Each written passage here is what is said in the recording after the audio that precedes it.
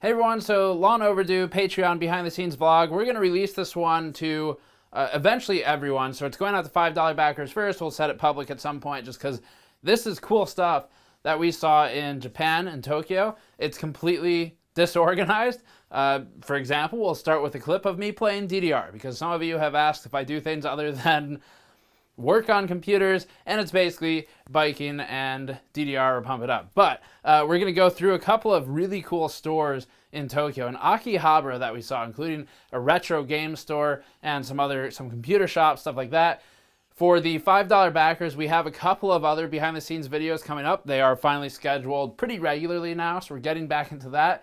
There'll be one in a couple of days, probably the end of this week, after this video goes up. So make sure you're a $5 backer to get that. But otherwise, this video will eventually go live. If you're confused by all this, it's patreon.com/gamersnexus. And people there know the context is this is just a behind the scenes content piece. So yeah, let's look at some of the stuff we saw in Tokyo.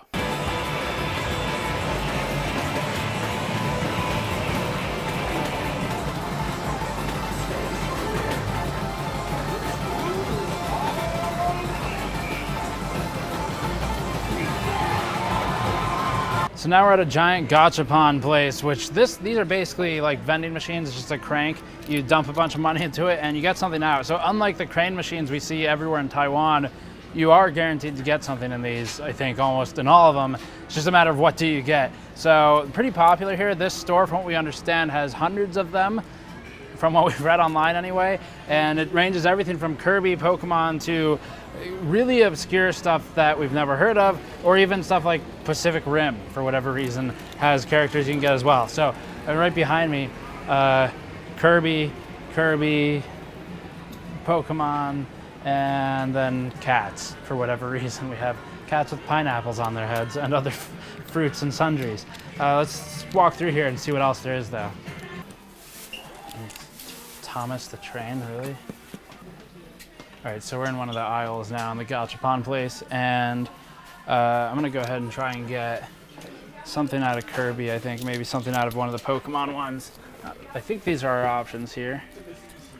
These are 200 each, so right now, USD to Japanese yen conversion is about 1 to 110, so a couple bucks.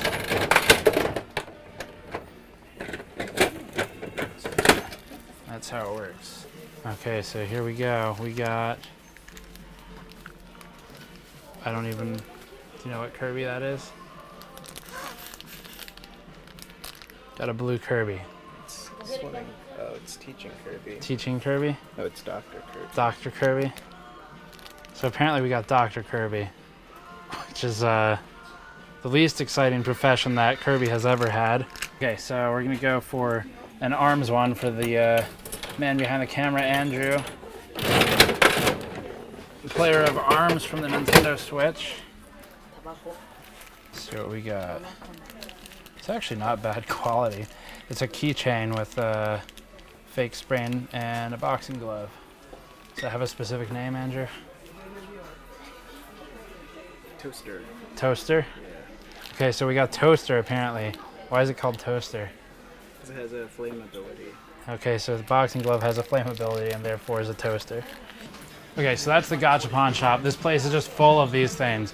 Like I said, it's got all kinds of random stuff never heard of, stuff I haven't seen in a decade. Pokemon everywhere, of course. Kirby's all over the place right now for some reason. Some Dragon Ball Z, some other animes I don't recognize. And I think that pretty much rounds up this place though. So we're gonna keep walking around and see what else we can find in this district. I think for some of this stuff, I'll just like script something. Depends on what we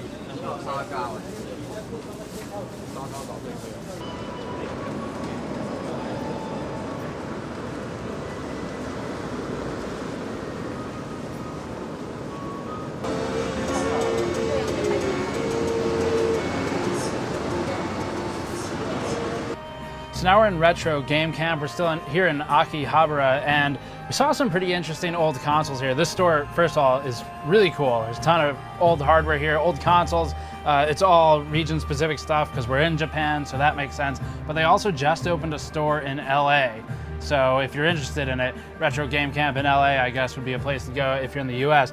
What we saw here in this corner, though, these are all locked up behind a case. So this is the PC Engine, it's called, and there's another one down here called Core Graphics 2, and these are directly related to each other. So PC Engine and Core Graphics 2 jointly had about 25% market share at one point, competing against the Famicom and Super Famicom, which is actually really impressive, especially considering before seeing this, we'd never really even heard of these devices. So having 25% share against Nintendo is impressive, if nothing else. So anyway, this one down here, the Core Graphics 2, is roughly $120 US. It's 128 or 12,800 in Japanese yen and 110 to 1 basically. But that is one of the earliest devices to take a CD-ROM. So that's one of its biggest contributions to the market.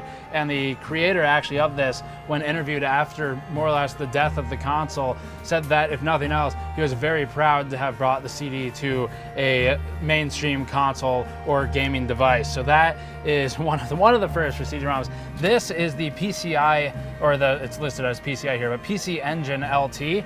And this one is listed at, what is that? Is that $200,000 in Japanese yen? So pretty expensive. $2,000 US basically is what it comes out to, more or less. And just some really cool old hardware. There's other stuff in this store too, like this. This is only $29.80, but AI Commander Pro, and then there's all kinds of other hardware that we have B-roll of. We'll show you as well, like all the region-specific stuff. So as noted, Super Famicom, and then all the cartridges that go with those. And then we also saw a handheld Super Famicom, basically, that can accept US or Japanese cartridges. I really considered buying it for the plane ride home, because it's basically like the Switch, except it's for older games, so stuff that I actually want to play. Listed as $156 US here. Unfortunately, it's about $80 on Amazon, so it kind of ruins the fun of it, since we can buy it for so much cheaper at home. So it's not cheaper here, but we never would have heard of it before coming to this place. So really cool to see. Maybe some stuff you could be interested in. I suppose we'll throw some links in the description if you want to pick one up. But yeah, this is the Retro Game Camp, and as noted, one in LA is just opening up. So this system, 170,000 Japanese yen, comes out to about $1,545 US. Just divide by 110 here. And so this has an 8700 non-K, 3.2 gigahertz, 4.6 boost, so all standard specs, 1078 gigabyte, and it's running a B360 Express motherboard, not clear on the vendor for it. Windows 10 Home, 16 gigabytes of DDR4 PC4 192,000. I'll have to look up exactly what speed that is, because I don't have them memorized anymore. And then we haven't had them memorized in years, actually. 500 watt 80 plus bronze, cutting it a little close on the power supply, not super high end for that. And then these are extra options, not clear on what that's adding, but 240 gigabyte SSD and 1 terabyte hard drive. So 1,600 bucks. Certainly not the best. In the US, you're looking at a 8700K for that, plus a Z series motherboard. GPU prices are not much better here than they're a bit worse here than in the US. So not too much of a price difference there, just from a full system build in terms of all the parts put together. You'd get a bit better at home. Certainly no improvement over what we saw in Taiwan or in the US. Oh, there you go. Silverstone Redline 06. Recognize that case. So RL06 with 3 fans in it. RL06 Pro. What's the price? $12,980. So that is very expensive versus the US. Okay, so that's everything for now. We have a lot more footage from there. I don't know if we'll slice it up into another video or what the plan is, but it gives you some cool stuff to look at. And as always, check the main channel for all of our coverage. Thank you for watching, and thank you for being patient with us on these behind-the-scenes videos for the last month. It was crazy with all the travel. We were gone for exactly actually a little over half the month. So we're getting back into it, though. Thank you for watching. I'll see you all next time.